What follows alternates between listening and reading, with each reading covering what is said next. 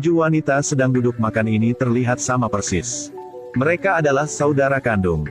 Tetapi mereka hanya dapat menggunakan satu identitas untuk hidup. Tahun 2073. Gen manusia bermutasi. Tidak pernah berhenti melahirkan anak kembar. Bahkan 3, 4 atau lebih. Untuk memecahkan masalah ledakan penduduk, pemerintah memutuskan bahwa setiap keluarga hanya dapat memiliki satu anak. Anak-anak yang tersisa akan dibekukan. Lanjutkan ke hibernasi. Tunggu sampai populasi menetap lalu akan dibangun.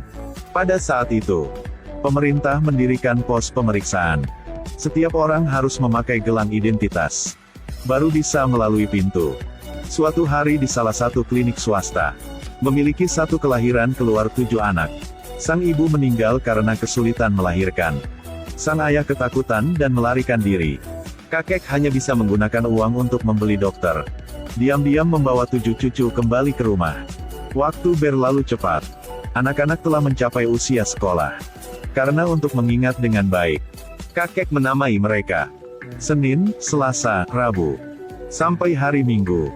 7 saudara perempuan bergiliran pergi keluar. Setiap orang hanya diperbolehkan keluar sesuai nama di hari itu. Dan yang lain harus bersembunyi di dalam rumah. Kakek memperbaiki chip di gelangnya. Menetapkan identitas palsu untuk anak-anak. Karen. Hari masuk sekolah adalah hari Kamis. Kakek bawa Kamis keluar. Ada banyak orang di jalan. Masalah ledakan penduduk masih belum terselesaikan. 2 orang dengan lancar melewati pos pemeriksaan. Menuju ke tempat sekolah. Sebelum kakek pergi, kakek menasihati dengan hati-hati. Sama sekali tidak boleh memberitahu orang lain. Mereka adalah 7 saudara.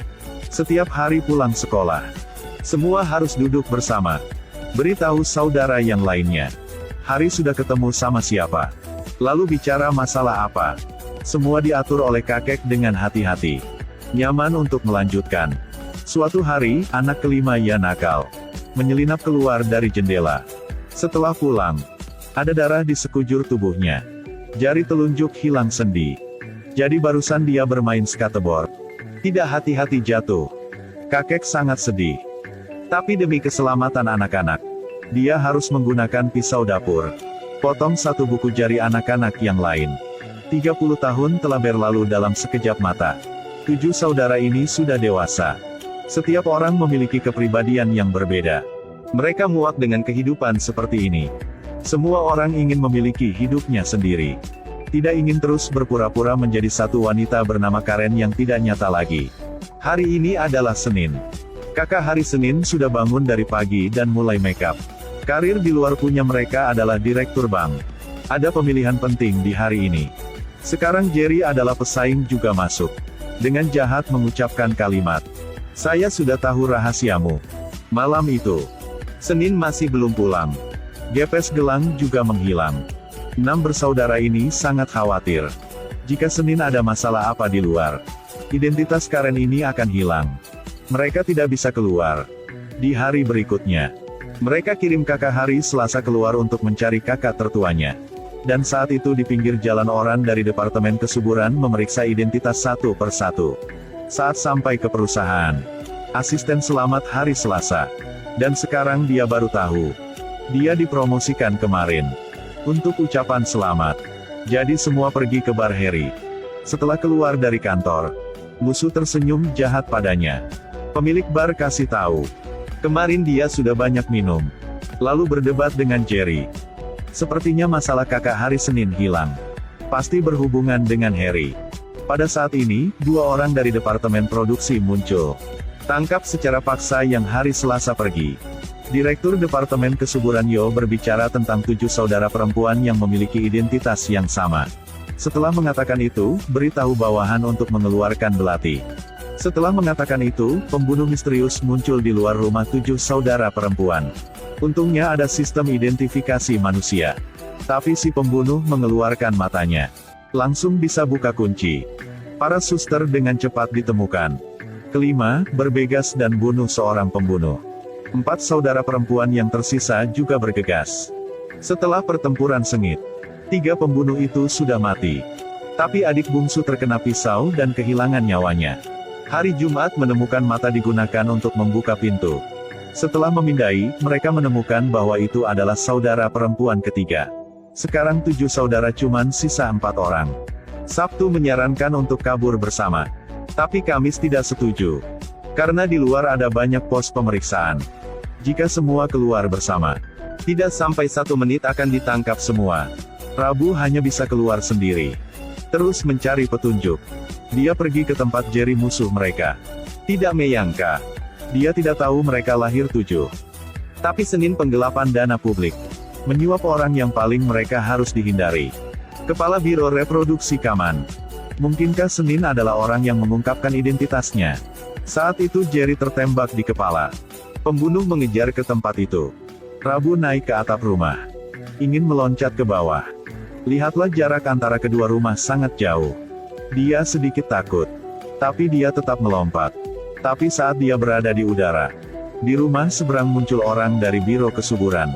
Saksikan Rabu dibunuh. 3 saudara perempuan di belakang layar patah hati. Sekarang bel pintu berbunyi lagi. Adalah karyawan dari Biro Kesuburan.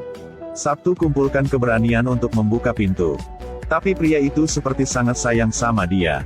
Nama dia adalah Mark. Salah satu dari 7 saudara. Secara diam-diam berkencan dengan pria ini. Untuk mencari tahu siapa orang itu.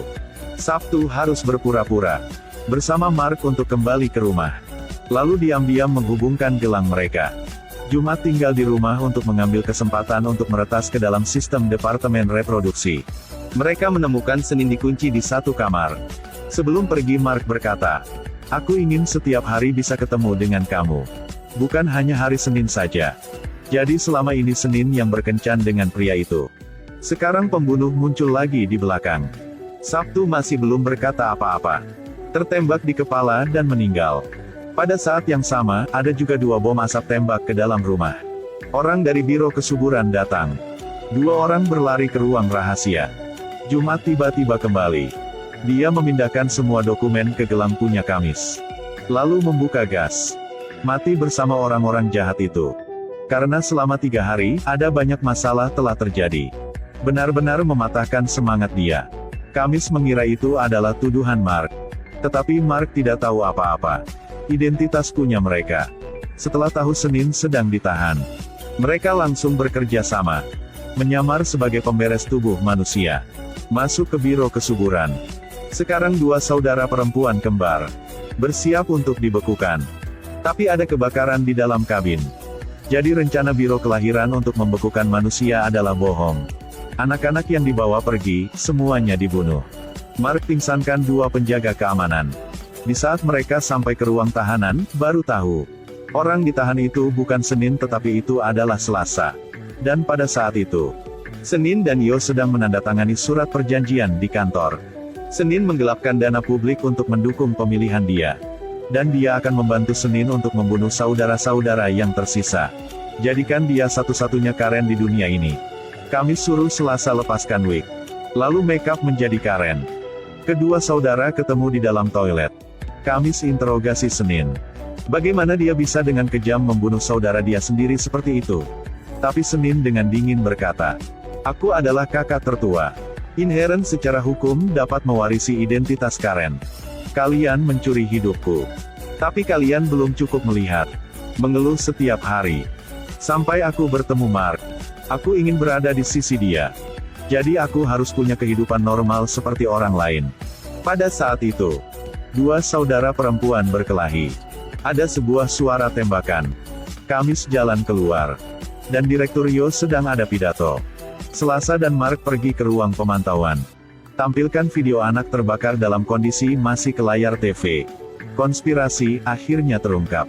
Yo kehilangan segalanya. Saat sekarat, Senin ingat malam yang harus memotong buku-buku jarinya. Dia melihat kakek menangis. Kebencian bertahun-tahun di hati telah selesaikan. Dia memegang tangan Kamis. Taruh di perut dan memohon pada adik. Tolong bantu menjaga kedua anaknya dia. Jadi dia sudah hamil. Demi anaknya sendiri.